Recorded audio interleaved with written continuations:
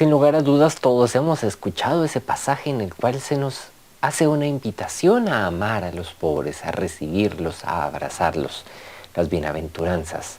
Dichosos los pobres de espíritu y dichosos los pobres en general, porque de ellos es el reino de los cielos.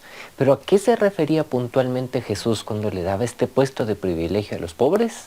Lo reflexionamos hoy, aquí, en Confesación GT.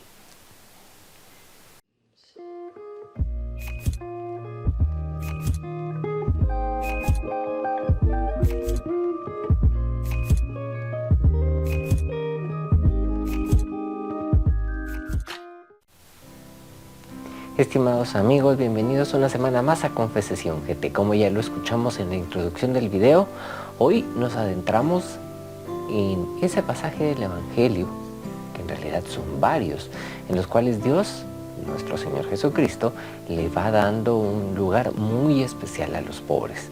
Pero ¿a qué se refiere con los pobres? Y como siempre lo hacemos, fieles a nuestra costumbre en este canal, vamos a tratar de hacer una reflexión breve, dividida en 3 partes puntuales y en las cuales podamos entender de qué se trata lo que estamos hablando. Como lo mencionábamos en la introducción, el pasaje de las bienaventuranzas es el eje central en el cual se basa el mensaje de amar a los pobres y del amor a los pobres.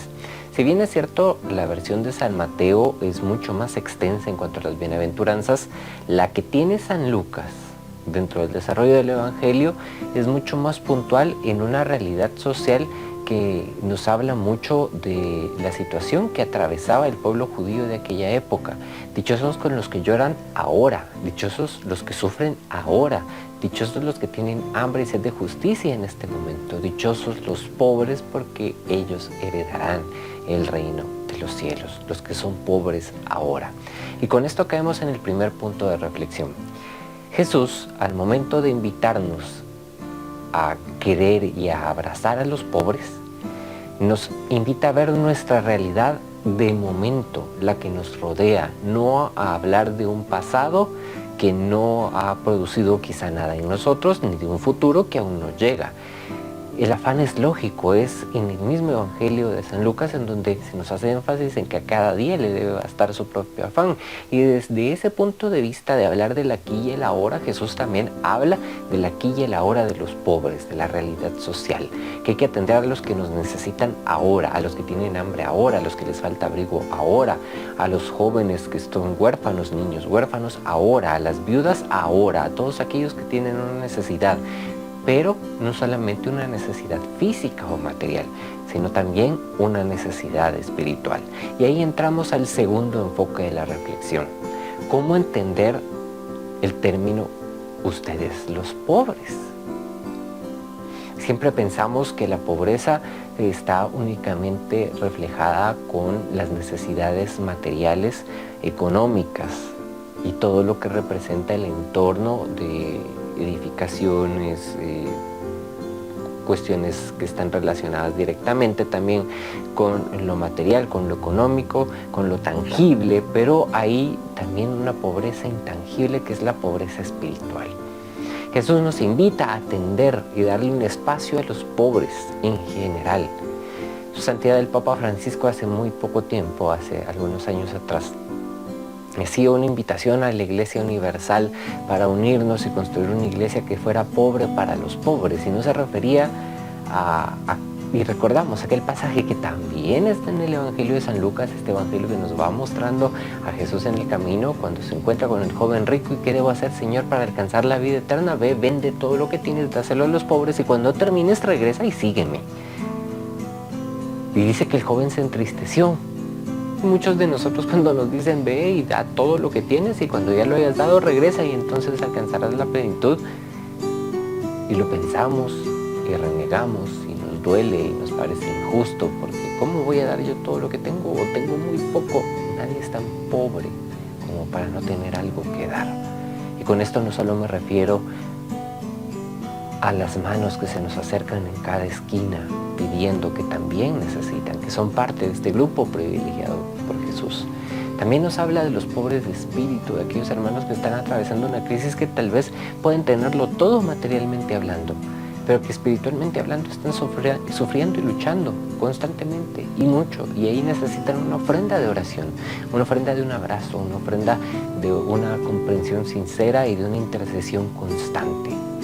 Y para entender cómo debe ser realmente el comportamiento del cristiano para alcanzar ese momento, para poder llegar a los pobres y abrazarlos, no hay mejor ejemplo que lo que nos marca el capítulo 2 del Evangelio de San Lucas, el Magnificat de Nuestra Señora.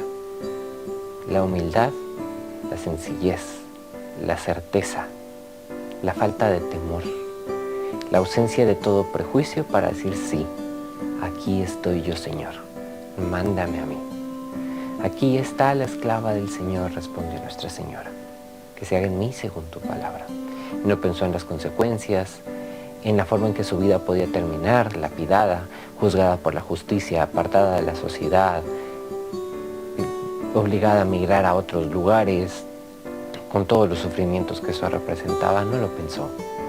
Ella pensó en que debía hacer algo por su pueblo, por los que lo necesitaban, por los pobres, por los que verdaderamente estaban hambrientos de piedad, de amor y de justicia, y dijo sí, yo acepto el reto, yo tomo el reto. Para entender el pasaje de las bienaventuranzas es necesario también entender que nosotros necesitamos una alta dosis de humildad para abrazar al necesitado, para no dejar una mano extendida con lo poco o mucho que podamos dar, para orar por aquel que está realmente necesitado y sobre todo para aprender a identificar las necesidades de cada uno y poder ir llenando con lo poco que vamos dando. Podemos ir sembrando una semilla que puede hacer la diferencia en la vida de los demás. Y esa semilla germinará y dará frutos para que aquellos a quienes hemos ayudado puedan ir y ayudar a otros. Y me quedo con una frase que ha marcado en definitiva esta labor dentro del canal. Conozco a Cristo pobre y crucificado y con eso me basta. Conozcamos a Cristo y aprendamos a reconocer al Cristo necesitado, al pobre, al humillado, al que sufre espiritual, material, físicamente. Conozco a Cristo pobre y crucificado y con eso me basta. Conozcamos al Señor en el enfermo, en el que está sufriendo, en el que siente dolor, en el que tiene hambre, en el que tiene necesidad, pero también en el que está solo, en el que se siente abandonado por la familia, en el que no ha sido bien recibido por la iglesia. Y abrámosle la puerta. Quizá la iglesia o la gente que está en la iglesia le hizo daño, pero créeme de corazón, Jesucristo no es así. Aprendamos entonces a pedir con un corazón lleno de humildad como el de Nuestra Señora, que nosotros recibamos también el don de poder identificar a los pobres, abrazarlos, recibirlos y acercarlos a nuestro Señor Jesucristo, tomando en cuenta que nuestro testimonio puede ser el único evangelio que ellos tengan a la mano para poder ver. Y con esta parte cerramos esta reflexión una semana más a través de Confesación GT. Muchas gracias a todos nuestros suscriptores. Esta semana nos llevamos una grata noticia al ver que por esta hermosa forma de evangelizar que son las redes sociales, nuestros mensajes han llegado ya a otros países y ahora países vecinos como El Salvador y como México están viendo nuestros videos. La honra y la gloria sea para Dios nuestro Señor, que es quien hace realmente la obra y libra con nosotros las batallas. Pero los invitamos a que compartan nuestro contenido, a que se suscriban, a que marquen la campanita de notificaciones para que YouTube les avise cada vez que subimos contenido a nuestra plataforma. Y recuerden lo más importante de todo, las batallas de la vida son mucho más fáciles tomadas de la mano de Dios nuestro Señor, con un corazón humilde, sencillo, dispuesto a abrazar a los pobres, a hacerlos llegar a Jesucristo y sobre todo cuando se viven con mucha, pero mucha fe.